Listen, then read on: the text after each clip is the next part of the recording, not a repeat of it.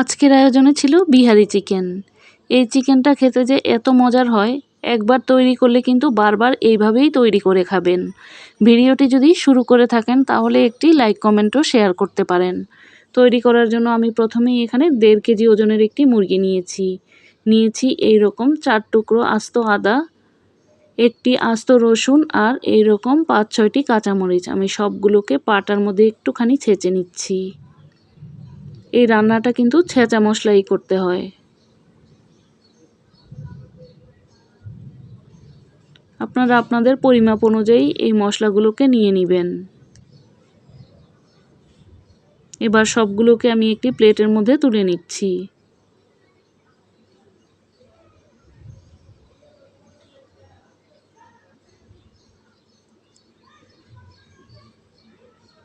এবার মুরগির মাংসটার সাথে দিয়ে দেব সামান্য হলুদের গুঁড়া আর সামান্য লবণ।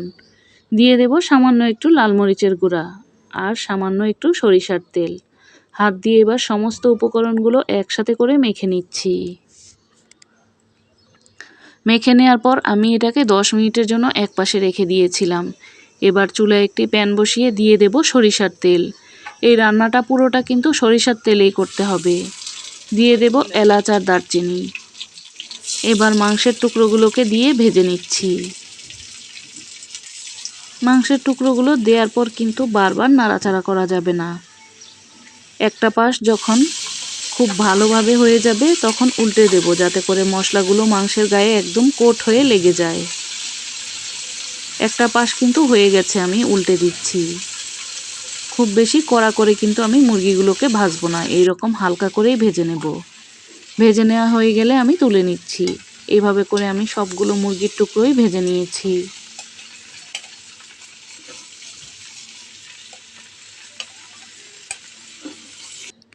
মুরগির টুকরোগুলো ভেজে নেওয়া হয়ে গেলে একপাশে রেখে দিয়ে আমি এখন গুঁড়ো মশলাটা তৈরি করে নিচ্ছি।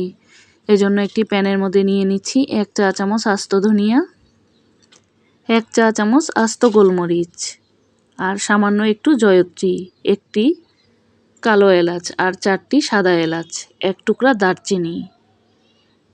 এখন মশলাগুলোকে চুলায় লো আঁচে টেলে নিচ্ছি। এখানে কিন্তু আস্ত জিরা দিতে হবে, আমার কাছে ছিল না এজন্য আমি দেইনি। মশলাটাকে ব্লেন্ড করে নেওয়ার পর আমি এখানে 1 চা চামচ ভাজা জিরার গুঁড়া মিশিয়ে দিচ্ছি।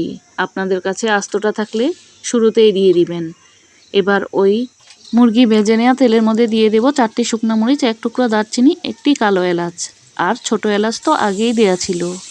এবার দিয়ে দেব প্রায় 1 কাপের মতো পেঁয়াজ কুচি। পেঁয়াজটাকে একটু হালকা লাল করে ভেজে নিচ্ছি।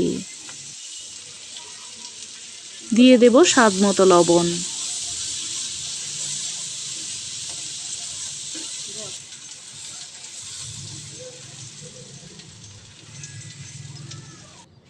পেঁয়াজটা কিন্তু এখন অনেকটা লালচে হয়ে এসেছে। এবার দিয়ে দেব ছেঁচে নেওয়া আদা, রসুন আর কাঁচামরিচটা। দেওয়ার পর এবার কিছুক্ষণ নাড়াচাড়া দিয়ে মিশিয়ে নিচ্ছি। এইরকম 5টি আস্ত রসুন আমি দিয়ে দেব। আমি এখানে দেশিটা দিয়েছি, চাইলে আপনারা বড় রসুনটাও নিতে পারেন। নাড়াচাড়া দিয়ে কিছুক্ষণ ভেজে নিয়ে দিয়ে দেব এবার 1 চা চামচ হলুদের গুঁড়া, 1 চা চামচ লাল মরিচের গুঁড়া। ঝালের পরিমাণটা যারা কম খেতে পছন্দ করেন তারা লাল মরিচের গুঁড়োটা কমিয়ে দিবেন। মশলাগুলোকে কষিয়ে নেওয়ার জন্য সামান্য একটু পানি দিয়েছি। এবার মশলাগুলোকে খুব ভালোভাবে নাড়াচাড়া দিয়ে কষিয়ে নিয়েছি। কষিয়ে নেওয়ার পর দেখতে এই রকম হয়েছে। এখন ভেজে নেওয়া মুরগির মাংসগুলোকে দিয়ে দিয়েছি। মুরগির মাংসগুলোকে কিন্তু আমি খুব ভালোভাবে ভেজে নিয়েছিলাম। মুরগির মাংস অনেকটাই সিদ্ধ হয়ে গেছে ভেজে নেওয়ার কারণে। এবার ঝোলের জন্য পানি দিয়ে দিচ্ছি। ঝোলটা কিন্তু যার যার পছন্দ অনুযায়ী রাখবেন।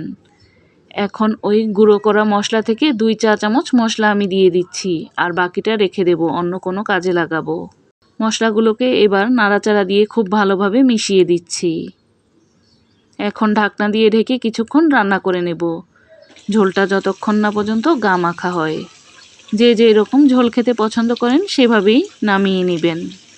চাইলে এখানে কিছুটা ধনিয়া পাতার ডাঁটা কুচি দিতে পারেন, তবে আমার বাসায় বাচ্চারা পছন্দ করে না, এজন্য আর দিলাম না। চুলাটা আমি বন্ধ করে দিয়েছি। দেখতে এখন এই রকম হয়েছে।